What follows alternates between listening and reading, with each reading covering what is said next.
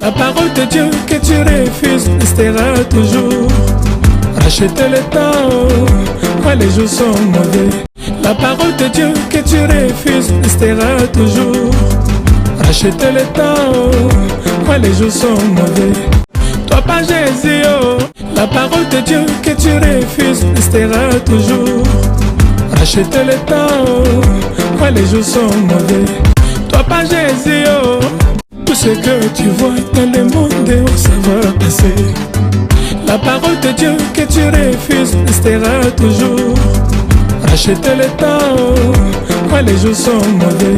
Tout ce que tu vois dans le monde, ça va passer. La parole de Dieu que tu refuses restera toujours. Rachète le temps, les jours sont mauvais. Toi pas Jésus, oh. Gloire en gloire, en gloire en Jésus. Gloire, gloire, gloire en Jésus. Honneur, puissance, richesse, c'est Jésus. Gloire, gloire en Jésus. La force, sagesse, louange, naïs. Gloire, gloire en Jésus. Bien-aimés le Seigneur, je vous salue au nom de Jésus-Christ, notre Seigneur, l'incomparable grand maître de tous les temps et de toutes les circonstances. L'unique Seigneur qui est capable de déceler le livre et ses 7 sceaux. C'est Jésus. Il est incomparable. Jésus est incomparable. Tous ceux qui sont dans les cieux, sur la terre et sous la terre, s'agenouillent devant le Seigneur. Il est maître. Les anges, les archanges, les séraphins, les chérubins se prosternent devant Jésus parce qu'il est Seigneur à la gloire de Dieu le Père. Et la Bible confirme que toutes les choses qui existent dans les cieux et sur la terre, les visibles et les invisibles, les trônes, les divinités, les autorités, les puissances ainsi que les dominations sont sous la puissance de Christ parce que toutes choses ont été créées par lui et pour lui. Mais il est incomparable. Mes frères, Jésus est incomparable. Et toute langue confesse que Jésus est Seigneur à la gloire de Dieu le Père. Mais il est incomparable. Il est incomparable.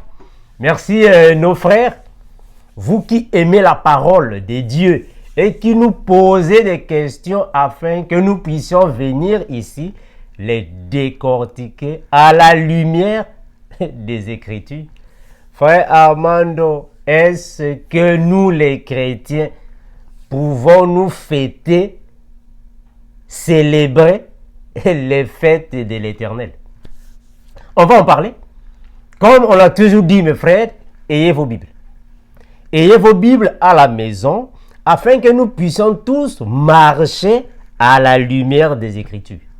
Afin que vous ayez aussi les petites connaissances que Dieu nous a fait grâce d'avoir. Est-ce que les chrétiens doivent-ils célébrer les 7 fêtes de l'Éternel, ou soit les fêtes juives? Nous disons non. Vous voyez ça? Nous disons non. Parce que nous sommes les tabernacles vivants. Est-ce que vous voyez ça? Donc, un chrétien ne peut pas célébrer les fêtes de l'Éternel d'une manière physique.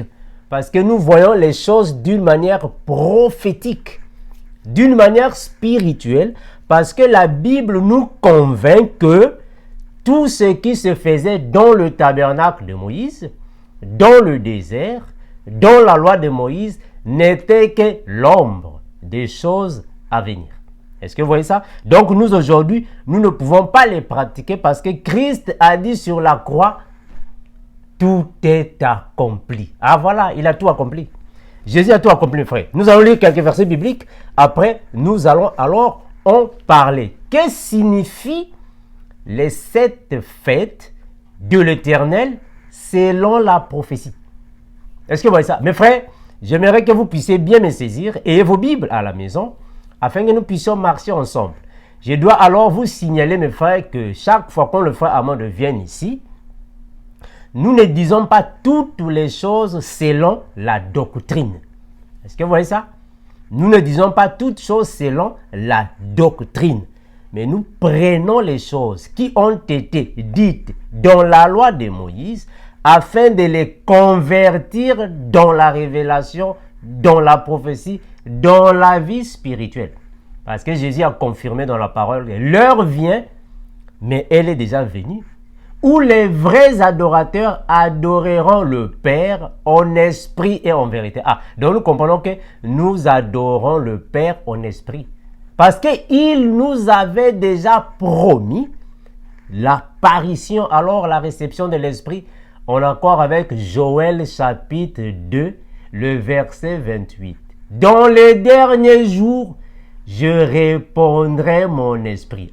Donc nous comprenons que nous sommes dans les derniers jours, là où il a répandu son esprit. Alors aujourd'hui, nous n'avons plus de tabernacle physique. Est-ce que vous voyez ça? Il n'y a plus un tabernacle physique là où il faut aller célébrer les fêtes.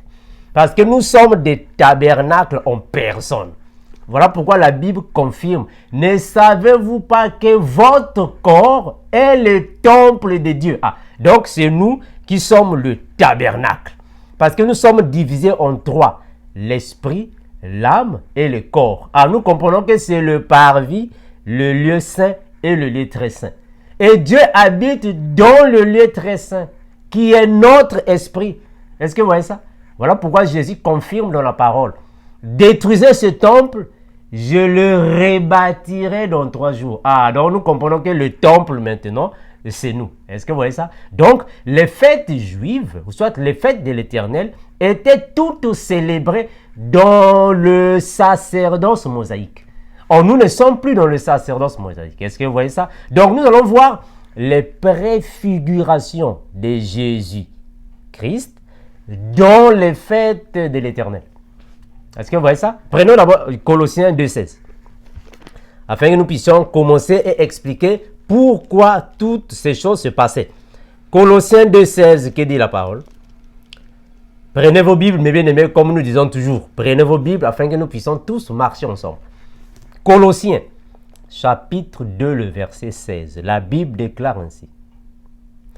Que personne, donc, ne vous juge au sujet du manger ou du boire, ou au sujet d'une fête, d'une nouvelle lune, ou des sabbats. C'était l'ombre des choses à venir. Mais le corps est en Christ. Est-ce que vous voyez ça, frère? Donc, nous comprenons ici que au temps de la loi de Moïse, il y avait des fêtes que l'Éternel avait ordonné aux enfants d'Israël de célébrer. Mais toutes ces 7 fêtes n'étaient que le langage de Dieu. On l'a toujours dit, mes bien-aimés, on l'a toujours dit ici. Dieu a un langage. Dans le langage de Dieu, il présente les choses physiques, mais qui expliquent alors une pensée derrière toutes ces choses. Est-ce que vous voyez ça? Les choses physiques s'expriment par elles-mêmes. Parce qu'il y a le langage de Dieu qui est caché là-bas derrière. Alors, comprenons que les 7 fêtes de l'Éternel ont été célébrées pendant que le tabernacle mosaïque ou lévitique était encore en place. Mais aujourd'hui, nous n'avons plus le tabernacle mosaïque. Le tabernacle que nous avons est royal. D'où le sacerdoce lévitique n'a plus de place dans la saine doctrine. Là, nous sommes dans Hébreux chapitre 7. Regardez. Hébreux 7, 12. Ce sont les mêmes versets bibliques que je vous donne afin que vous puissiez comprendre la signification de ces versets, parce que la répétition des choses n'est pas mauvaise. Hébreux 7, 12, que dit la parole? La Bible déclare ainsi. Car le sacerdoce étant changé, nécessairement aussi, il y a un changement de loi. Mais quel sacerdoce qui a changé? C'est quel sacerdoce qui a changé? C'est le sacerdoce de Moïse qui a changé.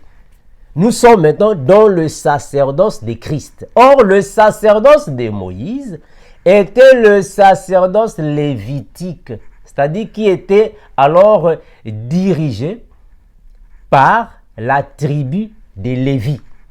Mais le sacerdoce de Christ, c'est un sacerdoce royal qui est dirigé par Christ lui-même et ses serviteurs, ses servantes. Ça, c'est le sacerdoce de Christ dont les 5 ministères sont là alors pour paître l'église de Dieu. Est-ce que vous voyez ça? Maintenant, nous avons les 7 fêtes. Quelles sont les 7 fêtes de l'Éternel avant que nous ne puissions commencer? Premièrement, mes bien-aimés, on doit comprendre que les 7 fêtes étaient citées dans le sacerdoce de Moïse. Voilà pourquoi nous avons la Pâque. Est-ce que vous voyez ça, mes bien-aimés? Dans le sacerdoce de Moïse, nous avons la Pâque comme étant une chose à célébrer par les enfants d'Israël. Donc, la Pâque était considérée alors à leur époque une fête à l'honneur de Dieu. Mais quand nous voyons dans la prophétie, attention, je pèse bien mes mots, quand nous voyons dans la prophétie, quand nous voyons dans le langage de Dieu, la Pâque en réalité est la préfiguration de la mort de Christ. Parce que là-bas dans la Pâque, il fallait tuer un agneau. Or, le véritable agneau, c'est Jésus. Donc, la Pâque, selon la doctrine, c'est tuer un agneau, manger l'agneau. Vous connaissez la Pâque. Je ne vais pas prendre beaucoup de temps.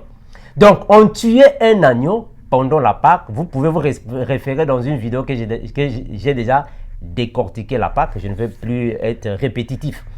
Alors, dans la Pâque, ce qui se faisait là-bas, ce sont des pratiques qui préfiguraient Jésus. Parce que c'est Jésus qui est la vraie Pâque. Est-ce que vous voyez ça? Donc, la Pâque préfigure la mort, la crucifixion de Christ, pour alors donner le salut aux élus. Ça, c'est la Pâque. Elle était considérée comme la première des 7 fêtes de l'Éternel. Est-ce que vous voyez ça, mes frères? D'où nous avons aussi la deuxième fête qui était alors la fête des pains sans levain. À leur époque, dans le sacerdoce mosaïque, il fallait alors célébrer la fête des pains sans levain. Mais nous allons comprendre, mes bien-aimés, que dans la prophétie, dans la révélation, la fête des pains sans levain signifie tout simplement le fait de partager le corps de Jésus. Parce que le pain ici, c'est Jésus. Le levain ici, on va expliquer ça, ça veut dire quoi? Donc la fête des pains sans levain signifie tout simplement la communion que nous avons avec Christ. Voilà pourquoi Christ nous a donné sa chair à manger. Selon la parole, nous mangeons la chair de Jésus par la parole et nous buvons le sang de Jésus qui nous garantit une alliance avec Christ par la foi. Est-ce que vous voyez ça? Donc, la fête des pains sans levain dans le tabernacle mosaïque est un langage de Dieu qui signifie avec nous aujourd'hui la communion que nous avons avec Christ. Est-ce que vous voyez ça? La fête des pains sans levain. Après cela, frères, nous avons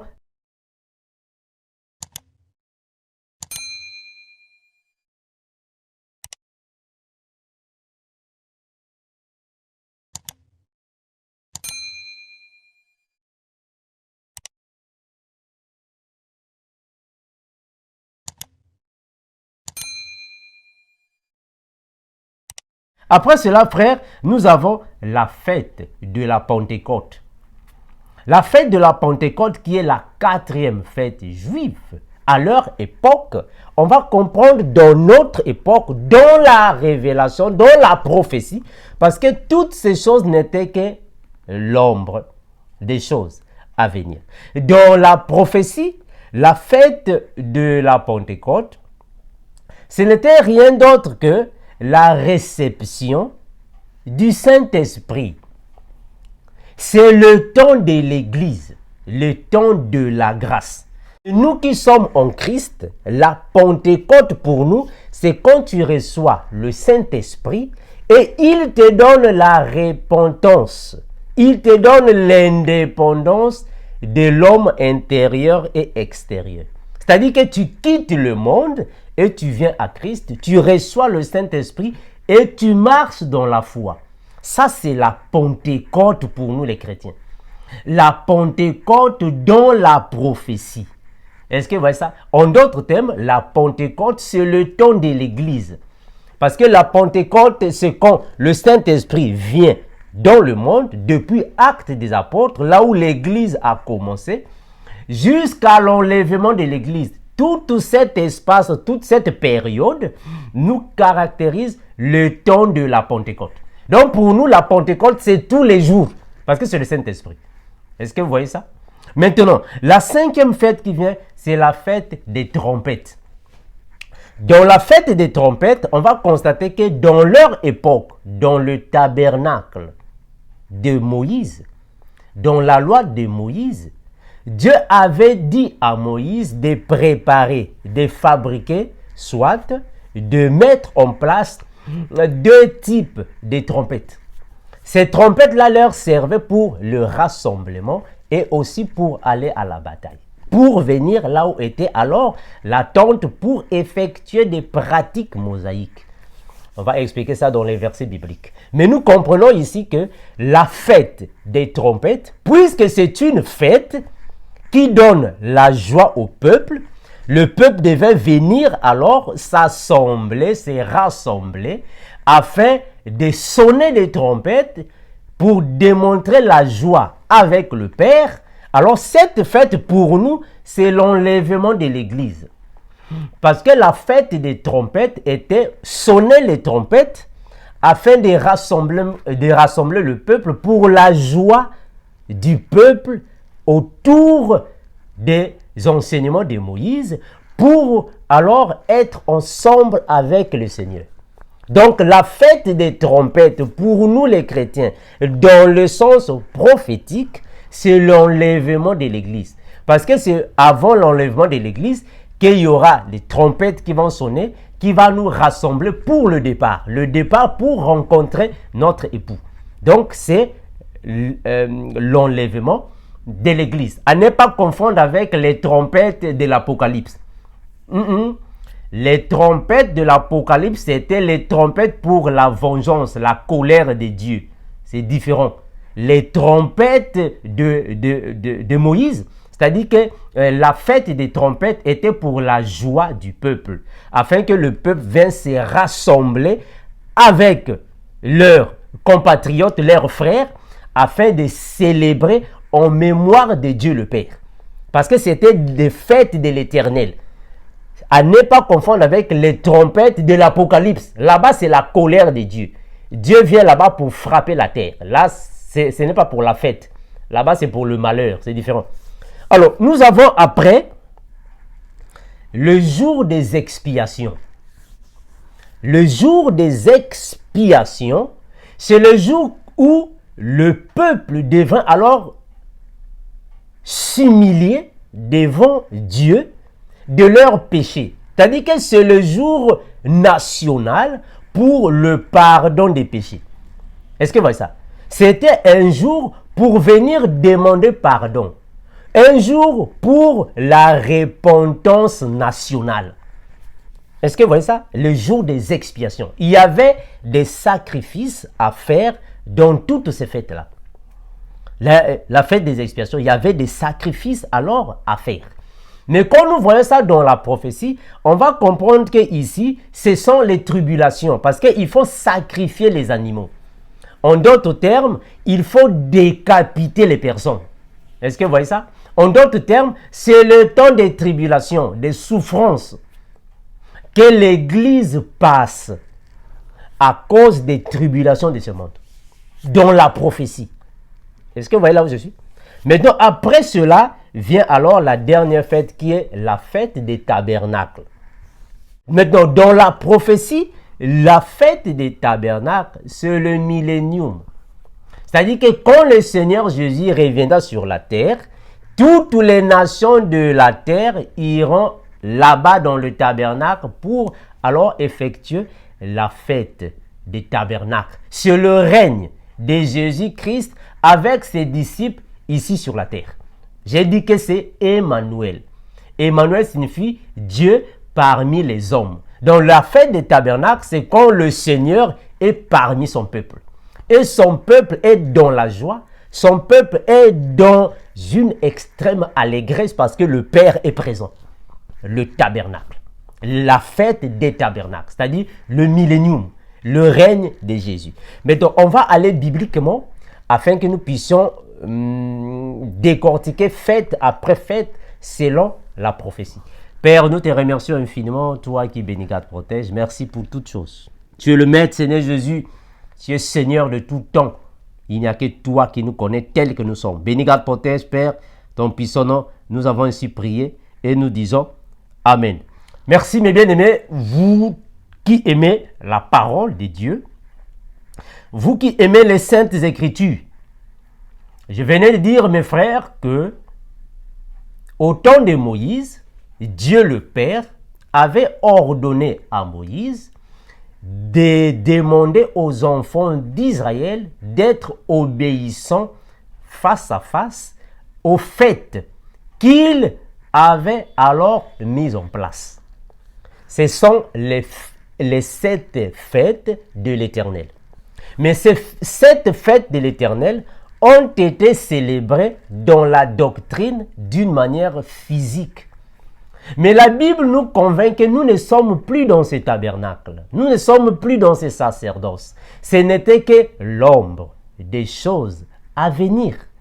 Puisque l'ombre des choses à venir n'était que la pédagogie pour nous conduire à Christ. Donc, nous comprenons que toutes ces fêtes ont été accomplies sur la croix.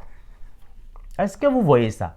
Et Christ a tout accompli sur la croix. Voilà pourquoi il a dit, tout est accompli. Mais qu'est-ce qu'il a accompli? Il accomplit toutes ces préfigurations. Vous voyez ça? Une préfiguration signifie tout simplement la photocopie de l'original. Est-ce que vous êtes là? La photocopie de l'original, c'est la préfiguration. Donc tout ce qui se faisait dans l'ombre, Jésus est venu le manifester dans la lumière. Donc toutes ces fêtes n'étaient que les préfigurations de Jésus. Mais donc nous allons commencer. Là nous sommes dans Lévitique chapitre 23. Lévitique chapitre 23, la Bible dit ainsi. On va commencer mes bien-aimés. Regardez. La Bible déclare ainsi. L'Éternel parla à Moïse et dit aux enfants d'Israël. Est-ce que vous voyez ça? Dit aux enfants d'Israël.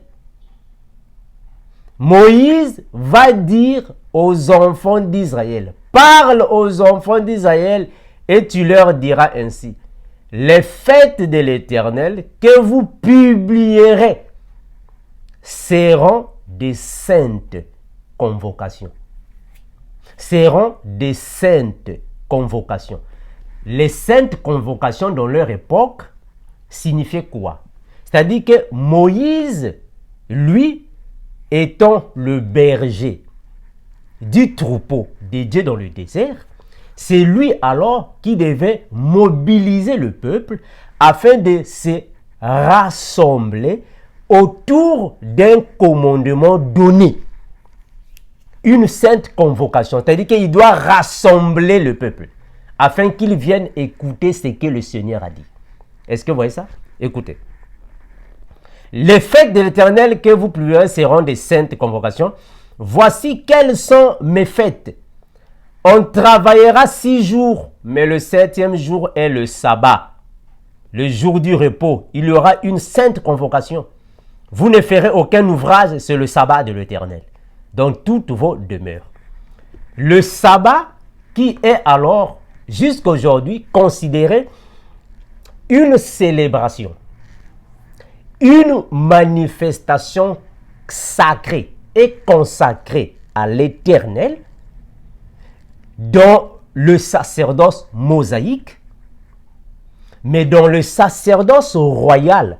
Le sabbat est une chose qui est spirituelle pour nous. C'est le repos. C'est le repos. Le sabbat, c'est le repos. Pour nous, le repos est en Christ. Voilà pourquoi il dit, venez à moi.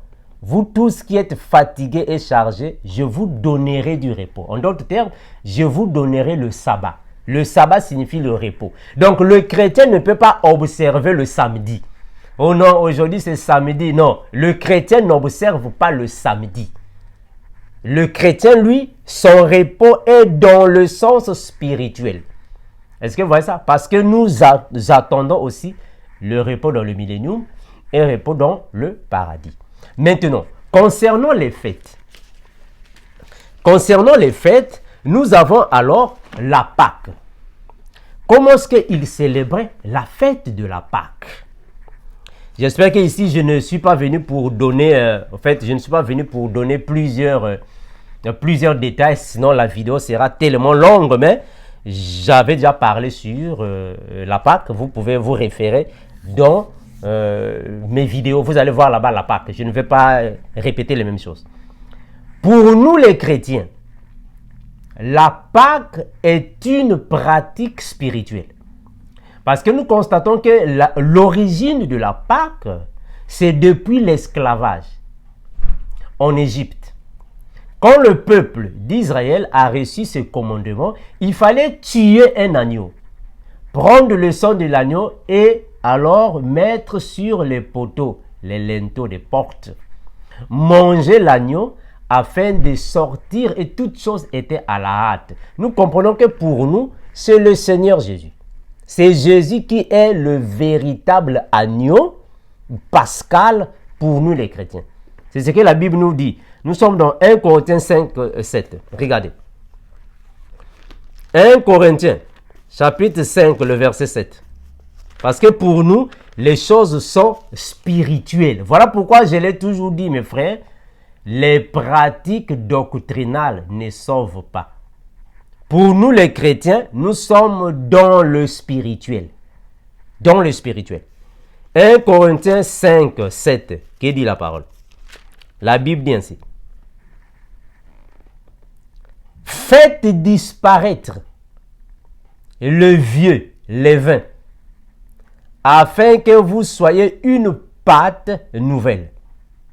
Puisque vous êtes sans levain, car Christ, notre Pâque, a été immolé.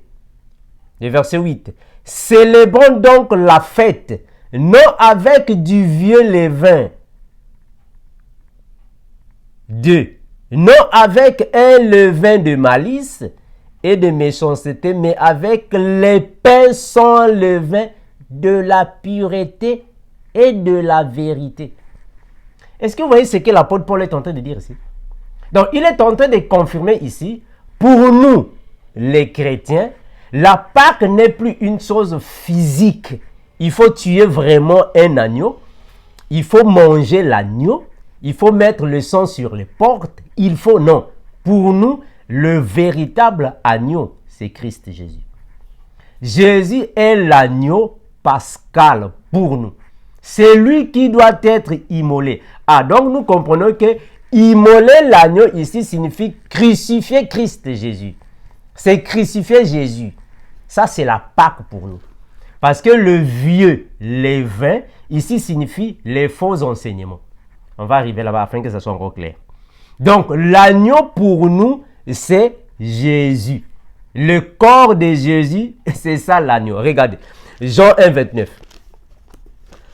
Frère, on a déjà commencé. On a commencé de donner des versets bibliques. Donc, ayez aussi vos Bibles à la maison. Afin que nous puissions marcher selon la parole. Hein, mes frères? Ayez vos Bibles. Nous, les chrétiens, nous ne pouvons pas fêter la Pâque à la maison. Tu fêtes la Pâque à la maison c'est comme si vous avez un agneau. Non.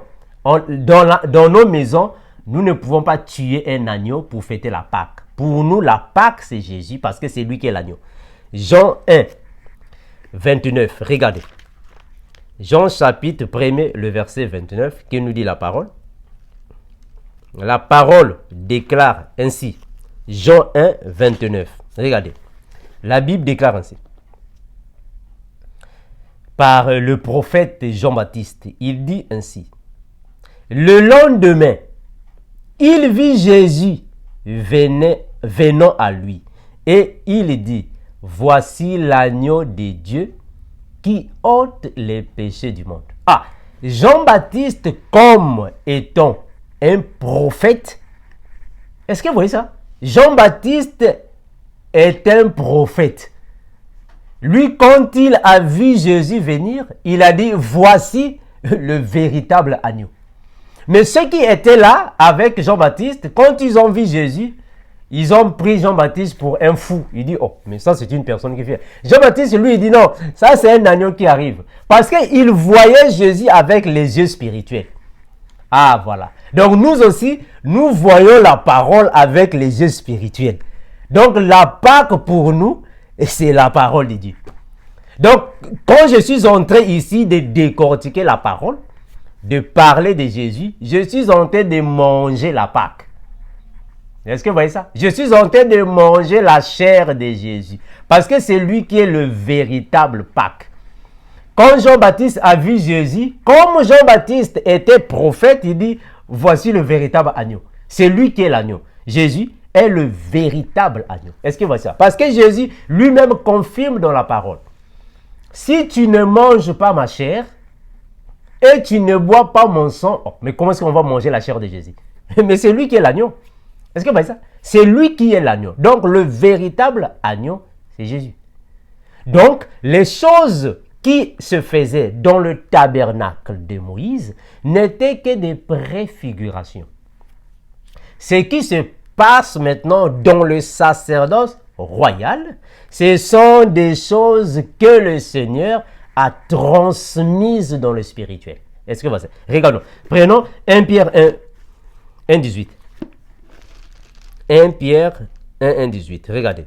1 Pierre 1, 18 à 20. La Bible déclare ainsi. 18, 20.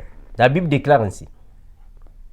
Sachant que ce n'est pas par des choses périssables, par de l'argent ou de l'or, que vous avez été rachetés de la vaine manière de vivre que vous aviez hérité de vos pères, mais par le sang précieux de Christ, comme d'un agneau sans défaut et sans tache, prédestiné avant la fondation du monde et manifesté dans les derniers temps. Est-ce que vous voyez ça? Donc ici, les apôtres de Jésus confirment que le vrai agneau, c'était Jésus. Donc Christ, lui, il est le vrai agneau. Voilà pourquoi Jésus lui-même, il confirme que je suis le pain qui est descendu du ciel. Ah, donc lui, il était le véritable agneau. Est-ce que vous voyez ça? Et Jésus a même dit que sa chair était un aliment, son sang était un breuvage. Alors nous comprenons que c'était lui qui est le véritable agneau. Regardez Jean. Jean chapitre 6, le verset 58. Regardez. Jean 6, 53.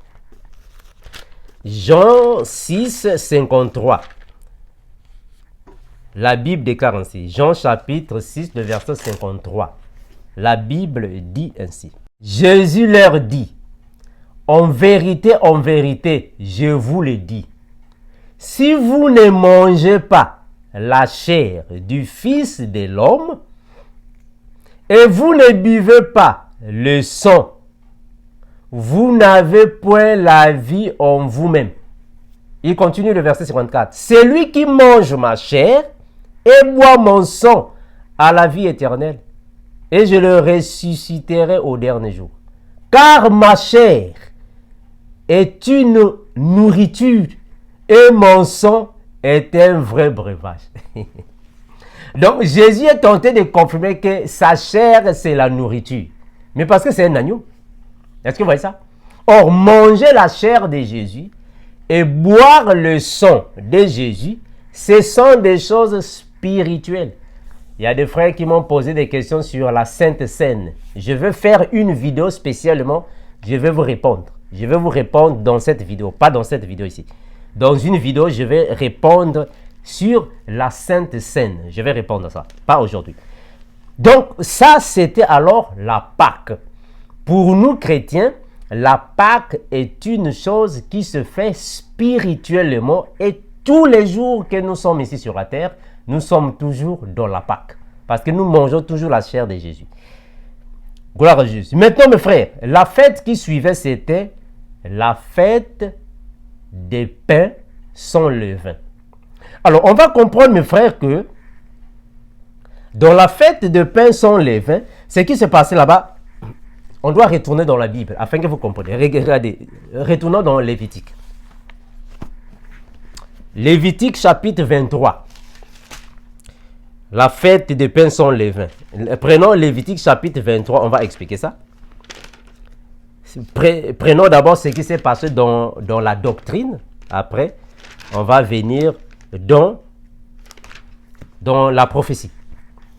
Dans la doctrine, la fête des pains sans levain est ici. Nous sommes dans Lévitique chapitre 23. Lévitique chapitre 23.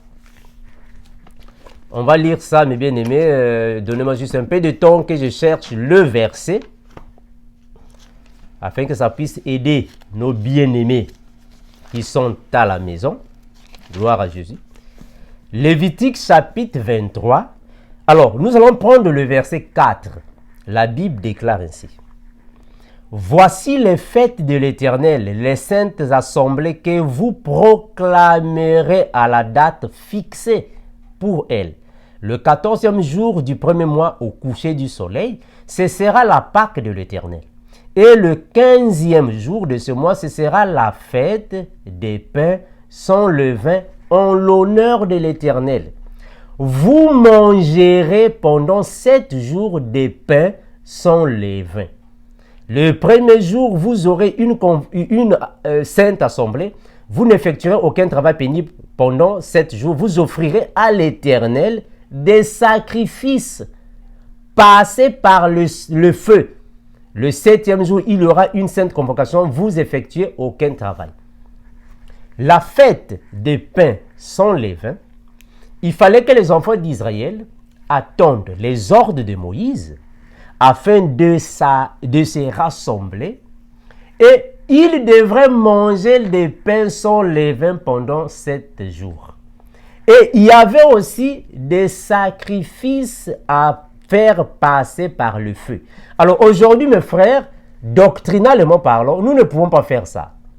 On ne peut plus brûler les sacrifices aujourd'hui. On ne peut plus le faire. Brûler les sacrifices, nous ne pouvons pas le faire. Voilà pourquoi nous disons que les 7 fêtes n'étaient qu'un langage spirituel. Parce qu'aujourd'hui, si vous fêtez la Pâque, vous fêtez la Pâque, mais il faut aussi fêter la fête des pains sans levain. Il faut aussi brûler les animaux. Est-ce que vous voyez ça? Alors, si vous fêtez la Pâque, mais vous ne fêtez pas la fête des pains sans levain, vous ne faites rien parce que vous n'êtes pas en train d'accomplir toutes les fêtes. Or, dans la fête des pains sans levain, il fallait tuer les animaux. Bon, est-ce que vous tuez les animaux?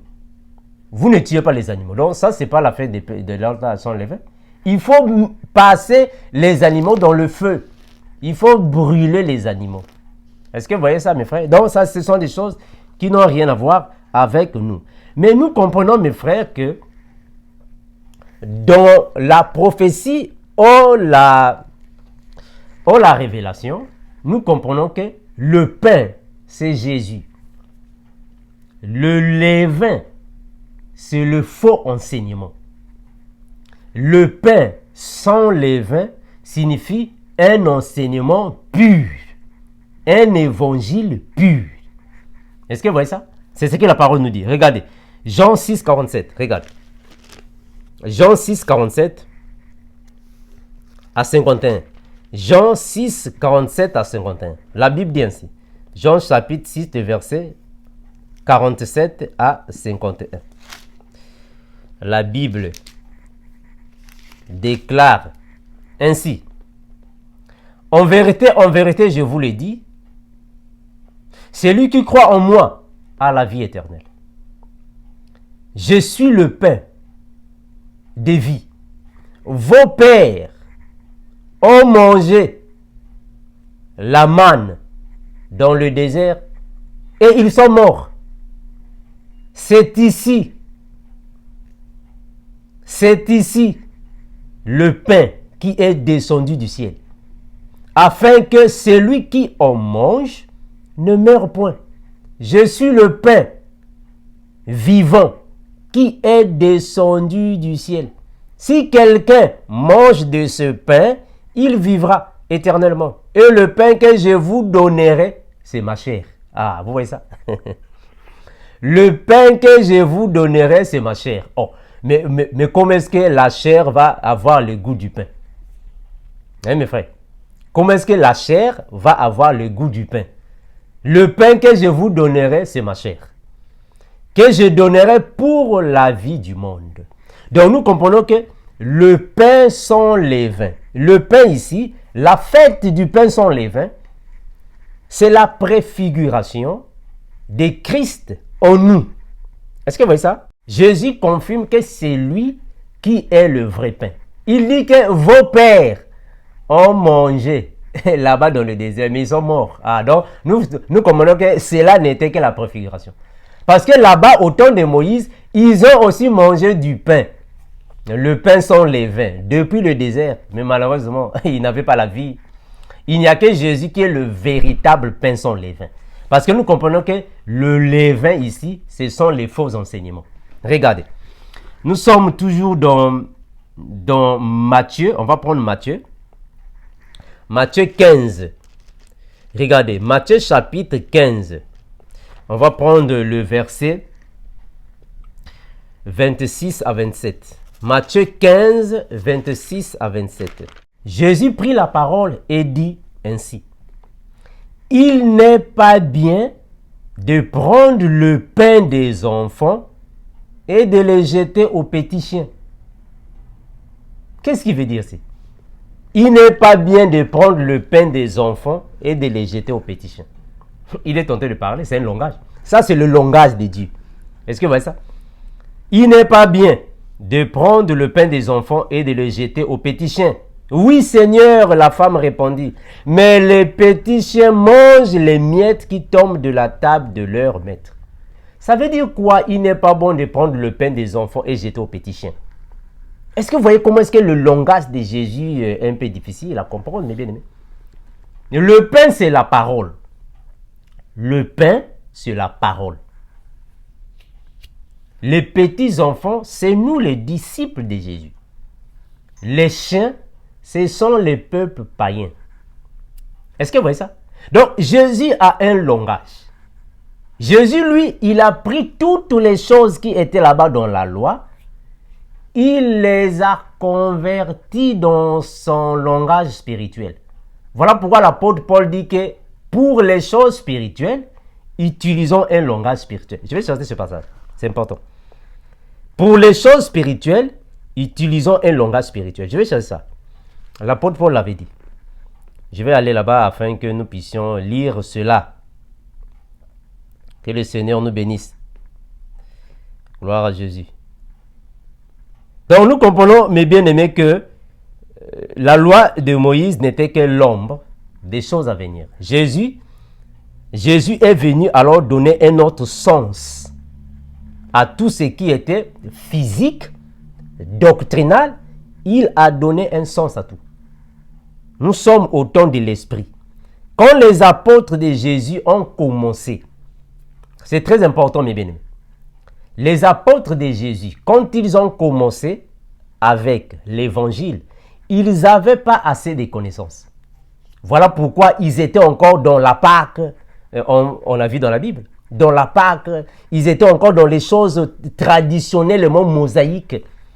Mais c'est l'apôtre Paul, après les 14 ans, c'est lui qui est venu avec l'évangile.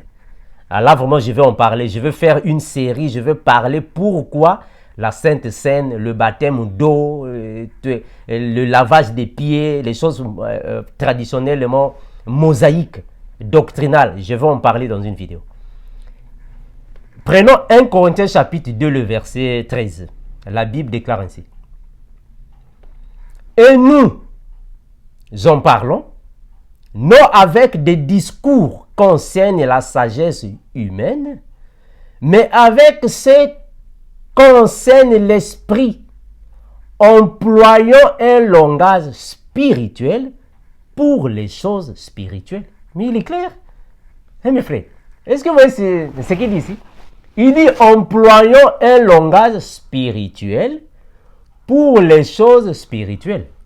Est-ce que vous voyez ça? Or, la Bible est une chose spirituelle. Donc, il faut employer un langage spirituel pour des choses spirituelles. C'est ce que nous sommes en train d'employer ici. Est-ce que vous voyez ça? Le langage spirituel, c'est le langage de Jésus. C'est un langage spirituel. Donc, nous employons un langage spirituel pour les choses spirituelles. On ne peut jamais employer un langage doctrinal pour les choses spirituelles. Mais non. Mais bien aimé. On emploie un langage spirituel pour les choses spirituelles. Donc, la fête des pains sans levain, dans notre époque, nous ne pouvons plus la fêter comme telle. C'est une chose qui est spirituelle. Parce que le levain signifie ici le faux enseignement. On va prendre Matthieu. Regardez, Matthieu. Prenons Matthieu chapitre 16, le verset 5. Regardez, Matthieu 16, 5. La Bible déclare ainsi. Les disciples, en passant à l'autre bord, avaient oublié de prendre des pains. Jésus leur dit, gardez-vous avec soin du levain des pharisiens. Ah, mes frères, comprendre le langage de Jésus n'était pas facile. Hein? Jésus dit aux disciples, gardez-vous avec soin du levain des pharisiens. Les disciples n'ont pas compris ce qu'il disait. Gardez-vous avec soin du levain des pharisiens et des sadducéens. Les disciples ne connaissaient pas ce que Jésus disait. Ils commençaient alors à raisonner en eux-mêmes et disaient, c'est parce que nous avons pris des pains. Jésus l'ayant connu, Jésus dit, oh mais non. Pourquoi raisonnez-vous en vous-même, gens de peu de foi, sur ce que vous n'avez pas pris de pain? Êtes-vous encore sans intelligence? Et ne vous rappelez-vous plus des 5 pains de 5000 hommes? Et combien de paniers vous avez alors emporté? Lisez, vous allez comprendre. Maintenant, quand vous prenez le verset 11, Jésus dit ainsi. Comment ne comprenez-vous pas que ce n'est pas au sujet des pains que je vous ai parlé? Gardez-vous du levain des pharisiens et des sadducéens. Alors il comprit que ce n'était pas du levain du pain, mais qu'il avait dit de se garder, mais de l'enseignement. Est-ce que vous comprenez? Donc pour Jésus, le levain des pharisiens, c'est l'enseignement des pharisiens. Donc le pain avec levain signifie un faux enseignement, selon le langage de Jésus. Le pain avec levain signifie un faux enseignement. Le pain sans levain signifie un enseignement sans mélange, un enseignement pur. Est-ce que vous voyez ça? Donc pour Jésus, le pain sans levain, c'est un enseignement sans mélange. Prenons 1 Corinthiens 5, 7. Je vais relire le verset que je vous ai donné pas longtemps. 1 Corinthiens 5, 7. 1 Corinthiens chapitre 5, le verset 7, qui déclare la parole de Jésus-Christ. La parole déclare ainsi, 1 Corinthiens 5, 7. La Bible déclare ainsi. Faites disparaître le vieux levain. Ça veut dire quoi? Faites disparaître le vieux levain. On a déjà dit ici que le levain, selon le langage spirituel, signifie le faux enseignement. Est-ce que vous voyez ça? Faites disparaître le vieux levain afin que vous soyez une pâte nouvelle, puisque vous êtes sans levain, car Christ, notre Pâque, a été immolé. Célébrons donc la fête non avec du vieux levain, non avec un levain de malice et de méchanceté, mais avec les pains sans levain de la pureté et de la vérité. Est-ce que vous voyez ça? Faites disparaître le vieux levain. Le levain ici, dans le langage spirituel, je répète, dans le langage spirituel, le levain signifie un faux enseignement. Le levain signifie les faussetés, les hérésies. Est-ce que vous voyez ça? Les choses qui sont contraires à la saine doctrine signifient le levain. Ici, l'apôtre Paul, inspiré par le Saint-Esprit, nous dit ainsi: soyez une pâte nouvelle. C'est-à-dire que soyez des personnes renouvelées, des nouvelles créatures. Parce que c'est avec la pâte qu'on faisait du pain avec les vins. Est-ce que vous voyez ça? Afin que vous soyez une nouvelle pâte, puisque vous êtes sans levain. Nous sommes sans levain. Est-ce que vous voyez ce que le langage spirituel dit ici? Nous sommes sans levain. En d'autres termes, nous sommes sans fausseté, sans hérésie, sans mauvais enseignement. Le levain dans le sens spirituel signifie tout ce qui est contraire à la saine doctrine. C'est le levain. Est-ce que vous voyez ça? C'est le levain. Donc, le pain sans levain, la fête du pain sans levain, pour nous, ça signifie la vie, la communion, l'intimité avec le Seigneur. Marcher selon l'esprit. Manger la parole, boire la parole, marcher selon les commandements de Dieu. Pour nous, la fête de pain sans levain, c'est tous les jours. Tous les jours, nous sommes dans la fête des pains sans levain. Tous les jours pour nous les chrétiens. Regardez. Prenons Luc 22, 19. Luc 22, 19. Luc chapitre 22, le verset 19.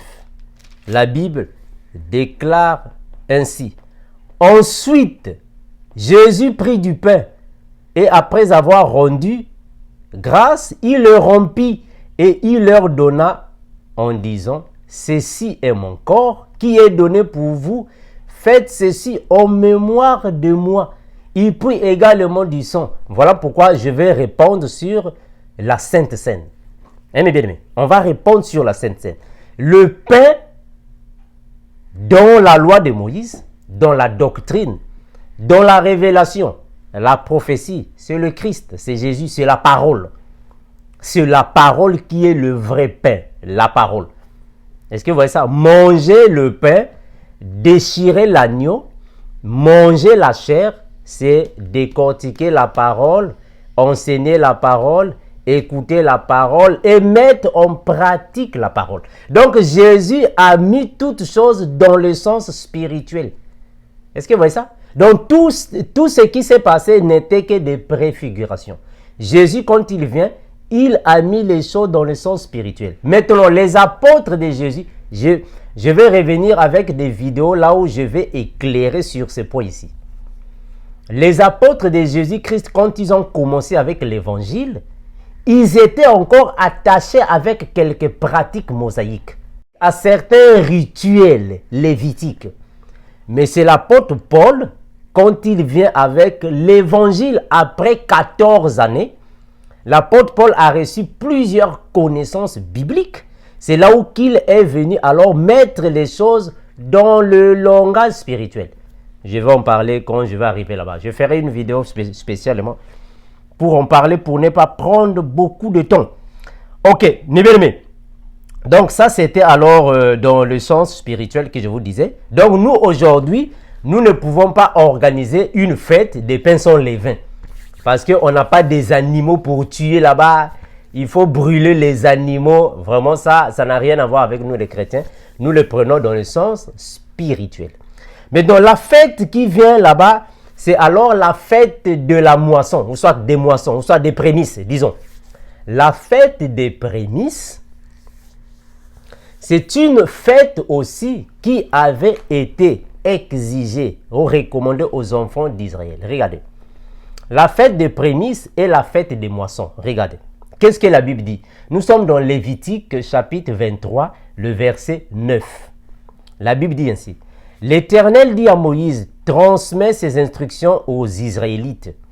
Quand vous serez entrés dans le pays que je vous donne et que vous y ferez la moisson,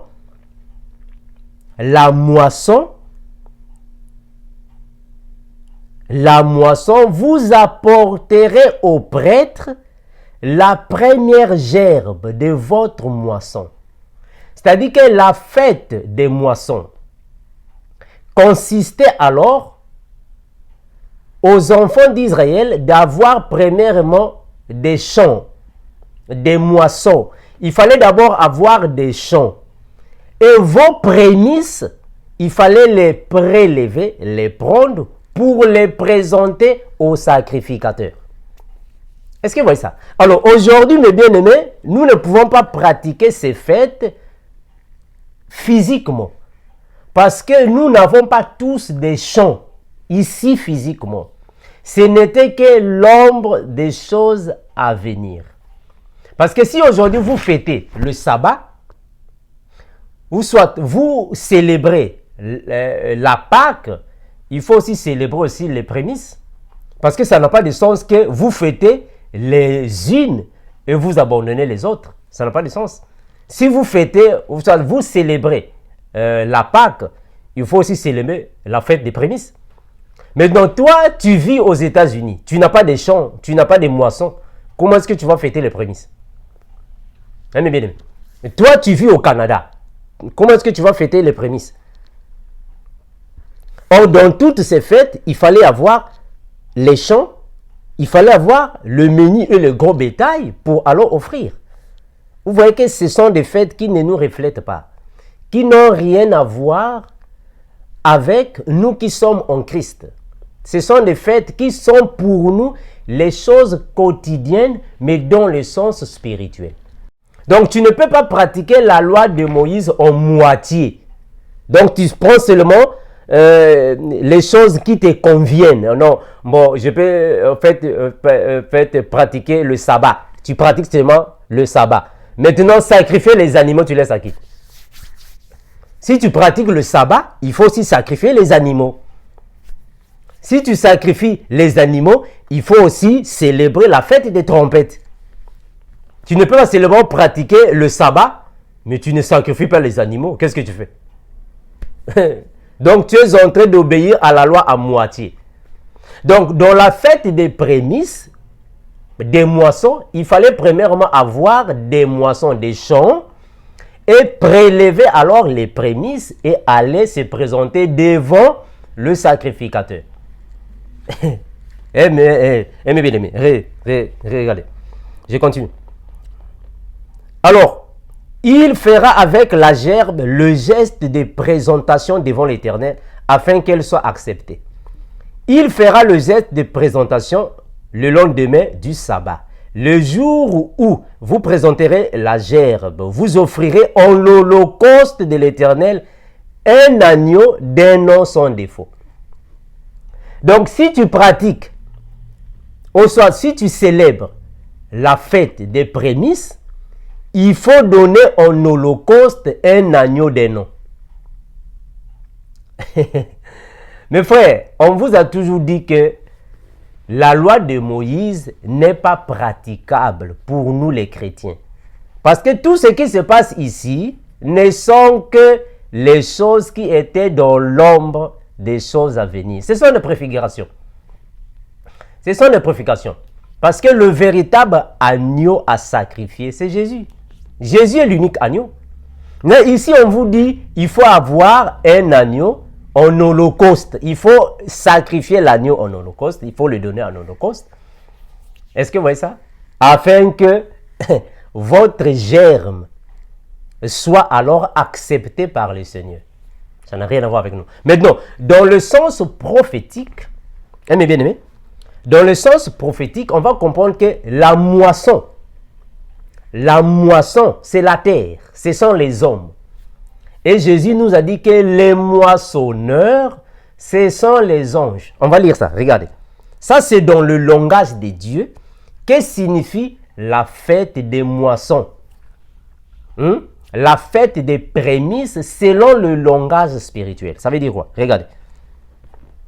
On va lire ça afin que nous puissions comprendre ce que le langage spirituel dit ici. La Bible dit ainsi. Oh, mes bien-aimés. La Bible nous donne des révélations, mais malheureusement, les gens sont toujours dans la doctrine. C'est triste. Or, la doctrine ne sauve pas.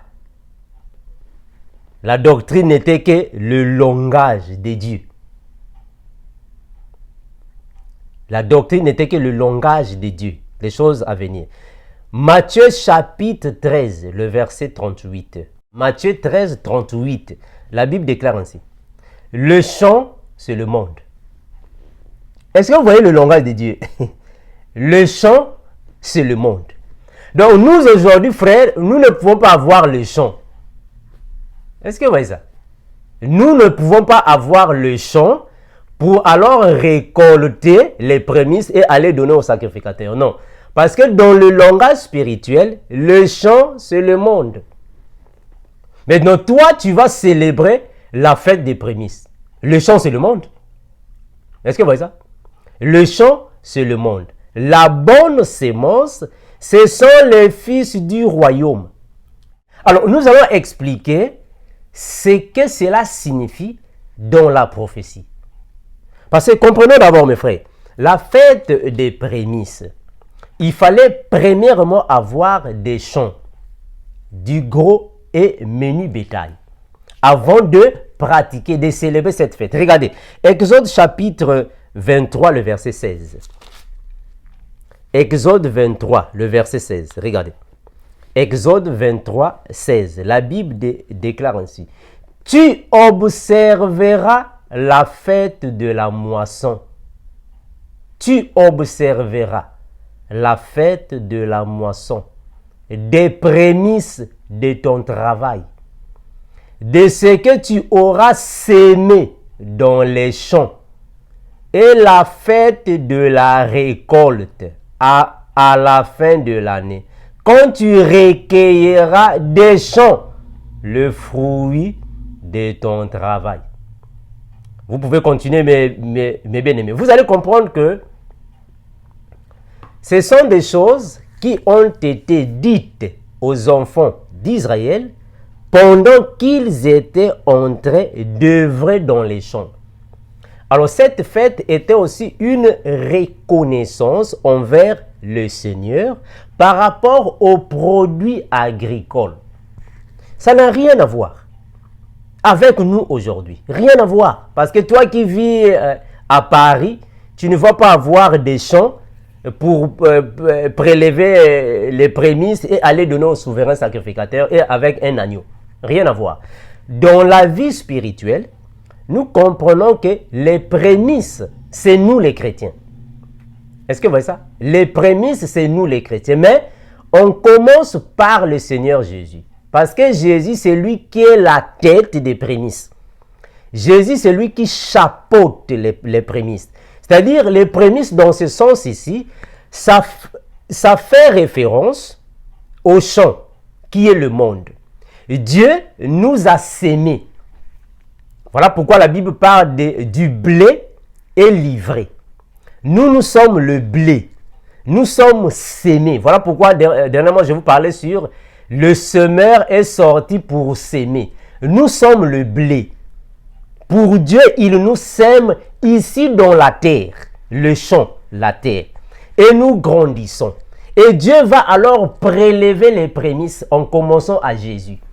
Jésus, c'est lui qui est prémisse, c'est lui qui chapeaute les prémices. C'est Jésus. Donc, nous comprenons que c'est le passage de la mort à la vie. C'est-à-dire que quand tu viens à Jésus, parce que quand on sème, il faut d'abord s'aimer. La sémence doit périr, doit mourir dans la terre, après donne les fruits. Ces fruits-là, ce sont les prémices que tu vas prélever pour présenter à l'Éternel. Est-ce que vous voyez comment est-ce que ça est? Je donne un exemple. Je suis un prédicateur de la parole. Je suis un enseignant de la parole. Quand je viens enseigner la parole, plusieurs païens, plusieurs personnes écoutent nos enseignements et Dieu le Père convainc leur cœur. Ils abandonnent le mal pour venir à Christ. Nous recevons plusieurs personnes qui viennent à Jésus. Nous disons Alléluia. Alors ces personnes-là qui viennent à Jésus, c'est semblable à une personne qui a sémé dans la terre et les fruits ont grandi et nous commençons maintenant à récolter les fruits. Est-ce que vous voyez ça? Mes frères, saisissez-moi, ça ce sont des choses spirituelles. C'est un langage spirituel. Est-ce que vous voyez ça? Donc nous récoltons les fruits de la terre parce que nous avons sémé. Je vous avais déjà dit que la parole c'est la sémence.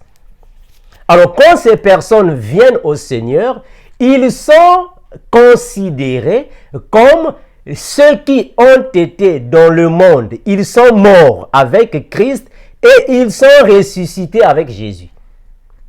Donc les prémices ici ont fait allusion à la résurrection de ces personnes qui n'avaient pas la vie dans le passé, mais qui ont retrouvé la vie dans le Seigneur. Je vais prendre un passage, regardez. Qu'est-ce que l'apôtre Paul dit ici? Regardez. Je vais prendre un passage biblique. Afin que nous comprenions ici, les prémices ici, c'est dans quel sens? Regardez. Je prends un passage biblique afin que ça nous édifie. Regardez, je suis dans Galates chapitre 2, le verset 20. Galates chapitre 2, le verset 20. L'apôtre Paul dit ainsi. J'ai été crucifié avec Christ. Et si je vis, ce n'est plus moi qui vis, mais c'est Christ qui vit en moi. Si je vis maintenant dans la chair, je vis dans la foi au Fils de Dieu qui m'a aimé et qui s'est livré lui-même pour moi. Donc, Paul ici, il fait partie des prémices. C'est-à-dire que c'est quelqu'un qui était dans le monde, dans les champs. Il est mort dans le champ, mais par la croix de Jésus, il est ressuscité. Donc, il est considéré comme prémisse. Parce qu'il est crucifié, il a été crucifié avec Christ et il vit maintenant pour Jésus. Donc, il est aussi prémisse. Parce qu'il est tiré du champ de la terre. Est-ce que vous voyez ça? Maintenant, Jésus-Christ, c'est lui qui chapeaute les prémices. Regardez. Je prends un passage biblique ici. Jésus-Christ, c'est lui qui chapeaute les prémices. Prenons 1 Corinthiens.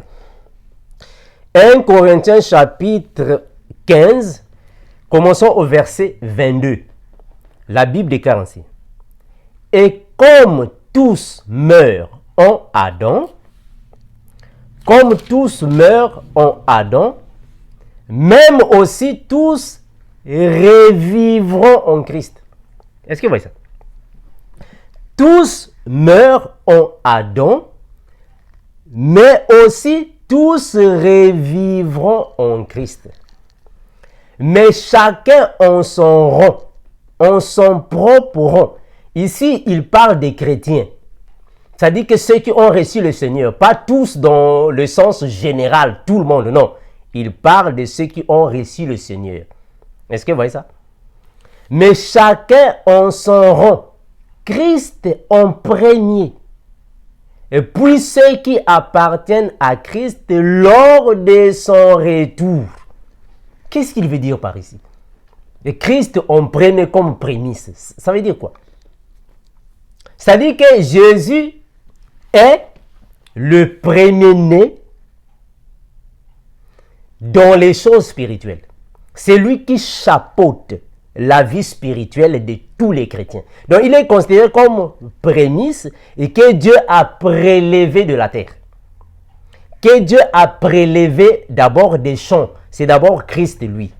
Ce qui est prémisse. Après Christ viennent alors les disciples. Donc, la fête des prémices consistait de prendre alors les récoltes, les prémices et les présenter au Seigneur. Alors, dans le sens spirituel, c'est nous qui sommes les prémices en suivant le Christ parce que c'est lui qui nous consacre au Seigneur. C'est Christ qui nous considère comme étant les prémices. Voilà pourquoi le jour où le Seigneur reviendra, premièrement, vont monter ceux qui sont morts en Christ. C'est eux qui vont premièrement monter. Après viendront les vivants. Chacun en son rang. Mais Christ étant la première personne qui a traversé les cieux. Parce que c'est lui qui est le premier. Est-ce que vous voyez ça? Voilà pourquoi Jésus a dit dans la parole, nul est monté au ciel si ce n'est le Fils qui était. Ah, donc Christ est premier à monter au ciel et vivre les merveilles célestes. C'est Christ d'abord. C'est d'abord lui, Christ. Après viennent ses serviteurs. Parce qu'il est prémisse. Est-ce que vous voyez ça? Christ est prémisse. Alors, je vais reprendre un autre passage biblique afin que nous comprenions. Nous sommes dans 1 Thessaloniciens, chapitre 4, le verset 15. 1 Thessaloniciens 4, 15. Que nous dit la parole de Jésus? 1 Thessaloniciens 4, 15, 16. La Bible déclare ainsi. 4, 15. Regardez. Voici ce que nous vous déclarons d'après la parole du Seigneur. Nous, les vivants, restés pour le retour du Seigneur, nous ne dévancerons pas ceux qui sont morts. Il veut dire quoi? C'est-à-dire que quand le Seigneur Jésus reviendra, ceux qui resteront, c'est-à-dire que ceux qui seront encore vivants, vont attendre que les morts en Christ ressuscitent premièrement. Quand ils vont ressusciter, ils vont monter. Et nous les vivants, nous allons les suivre. Donc chacun a son rang. Voilà pourquoi nous avons d'abord le Seigneur Jésus qui est parti au ciel. Les prophètes, eux aussi, qui vont ressusciter à la deuxième position. Après viendront tous ceux qui sont morts pendant la grâce. Et après viendront tous ceux qui seront vivants parmi les vierges sages, c'est-à-dire que les vierges sages. Et après viendront les vierges folles et les 144 000. Est-ce que vous voyez comment est-ce que les prémices sont? Ça, ce sont les prémices de Dieu. Chacun en son rang. C'est d'abord le Seigneur Jésus, après les prophètes, c'est-à-dire les élus du temps de la loi. Après viendront alors les élus du temps de la grâce. Après viendront les vierges sages.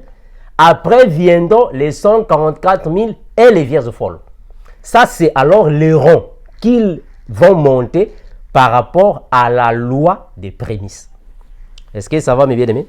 Gloire à Jésus. Nous continuons.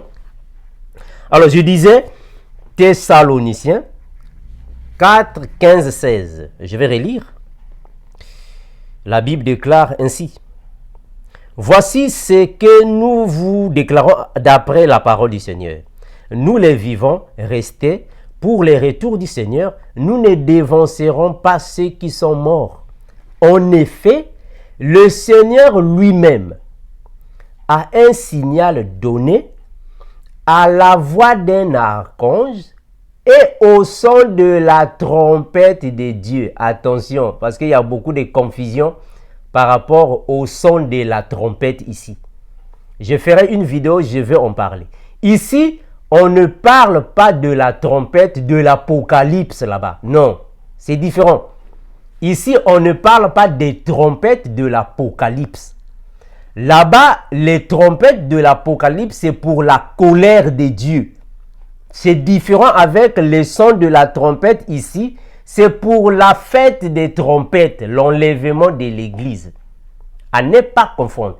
Ici, ce sont les trompettes pour la rencontre avec le Messie. C'est différent avec les trompettes là-bas pour la destruction du règne de l'homme impie. C'est différent, ce sont des choses différentes. Ce n'est pas la même chose. Au son de la trompette de Dieu, descendra du ciel. Et ceux qui sont morts en Christ ressusciteront d'abord. Ensuite, nous qui serons encore en vie, nous serons tous enlevés avec eux sur des nuées à la rencontre du Seigneur. Je vous l'avais déjà dit. Les trompettes ici, c'est pour la rencontre avec le Seigneur. Attention mes bien-aimés, si je suis en train d'insister sur ce point, parce qu'il y a beaucoup de divergences sur ce point. Le son de la trompette, de l'enlèvement de l'église, c'est pour que l'église, l'épouse, aille à la rencontre de l'époux. C'est différent avec les trompettes de l'Apocalypse là-bas. Là-bas, ce sont les trompettes de la colère de Dieu. Deux choses différentes à ne pas confondre. Différentes. À la rencontre du Seigneur dans les airs. Et ainsi, nous serons toujours avec le Seigneur. Ça aussi, attention, parce que j'ai déjà fait des débats avec les témoins de Jéhovah. Il dit qu'ici, on a dit que nous serons toujours avec le Seigneur, donc nous serons au ciel. Non. Quand nous irons au ciel, nous ne restons pas au ciel pour l'éternité. Nous allons redescendre sur la terre. On va redescendre sur la terre. C'est ici sur la terre qu'on va descendre. C'est ici qu'on viendra alors fêter la fête des tabernacles, ici sur la terre, le millénium. Voilà. J'espère que je vais m'arrêter par la fête des prémices. Je ne vais pas prendre beaucoup de temps. Je vais m'arrêter dans la fête des prémices afin que ce soit la première partie et je reviendrai avec la deuxième partie pour ne pas prendre beaucoup de temps. Donc ça, c'est la fête des prémices. Mes bien-aimés, j'espère que c'est clair. Nous avons parlé sur la fête de la Pâque, la fête des pains sans levain, la fête des prémices. Ce sont des fêtes qui ne sont pas alors célébrées dans notre époque comme au temps de Moïse, parce que ce n'était que l'ombre des choses à venir. J'espère que je dois m'arrêter par ici pour ne pas trop prendre beaucoup de temps. Je ferai la deuxième partie là où je vais alors parler sur la fête de la Pentecôte, la fête des trompettes, la fête, soit le jour des expiations et aussi la fête du tabernacle, afin que les enfants de Dieu puissent comprendre que tout ceci n'était que l'ombre des choses à venir. Tout ceci n'était que des préfigurations de Jésus-Christ. Parce que c'est Christ Jésus qui est venu avec la vérité de toute la loi de Moïse. Parce que constatons, mes bien-aimés, que dans Hébreux chapitre 10, le verset 1er là-bas, on nous dit que l'ancienne alliance n'était pas l'exacte représentation des choses. Donc nous, aujourd'hui, nous ne pouvons pas continuer avec ces pratiques mosaïques. Parce que si aujourd'hui, nous fêtons seulement la Pâque et que nous ne fêtons pas la fête des prémices, donc il y a un souci. Nous sommes en train de désobéir à la parole. Alors si nous voulons obéir à la parole, là, il faut fêter il faut célébrer toutes les fêtes. Il faut obéir à toute la loi de Moïse. Vous allez constater que ça ne va pas marcher. Ça ne va pas marcher parce que les conditions lévitiques ne sont vraiment pas de la même manière qu'elles sont dans la loi de Moïse. Il faut sacrifier les animaux. Il faut brûler les holocaustes. Il faut avoir des chants et donner les prémices.